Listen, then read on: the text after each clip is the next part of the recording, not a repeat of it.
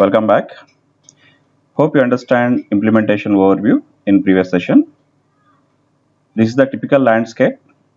In this landscape, we are going to have three servers.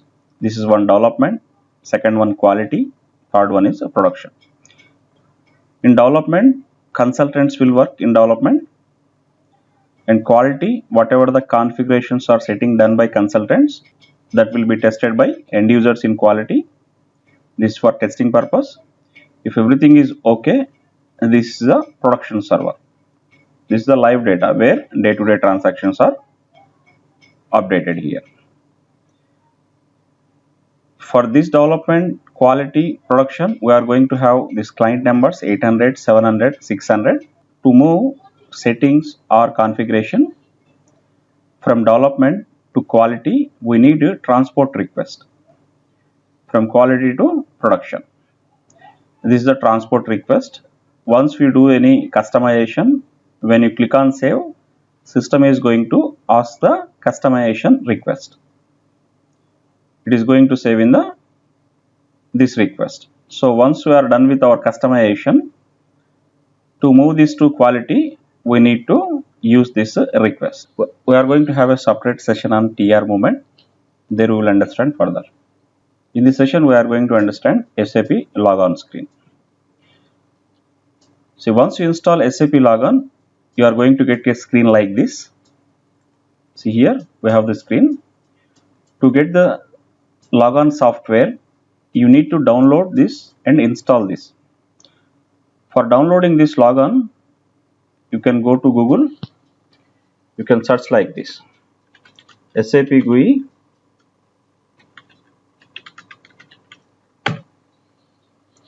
You are going to get many results here. You can download. See, this is a drive. Click on this one.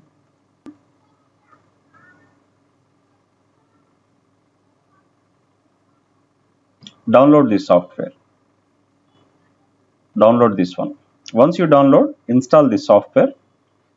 After installing, you are going to get a screen like this, but without any entries here. These entries you are not going to find. It will be blank. So next step,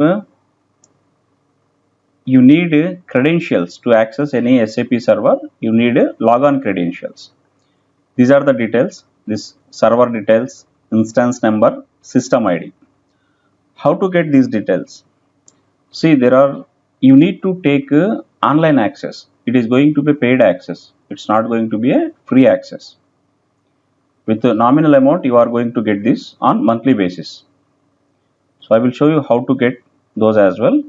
Go to Google.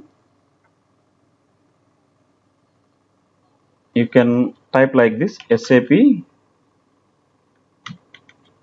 IDES server. So you are going to get many websites. They are providing these services. See, IDES remote access. IDES access.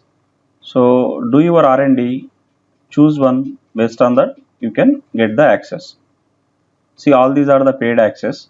Installing the software in your laptop, it will take around 300 GB for ECC. 12 GB minimum RAM is recommended. So don't waste your time installing this software by yourself. Try to take the online server for practice.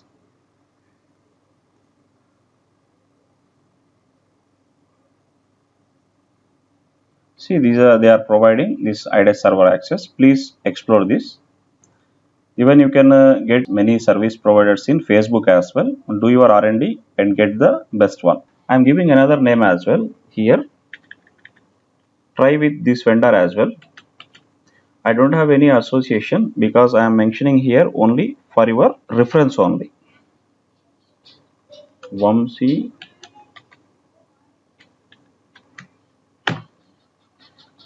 See, this is one software provider. They will do the installation. Please do check with them for SAP installation.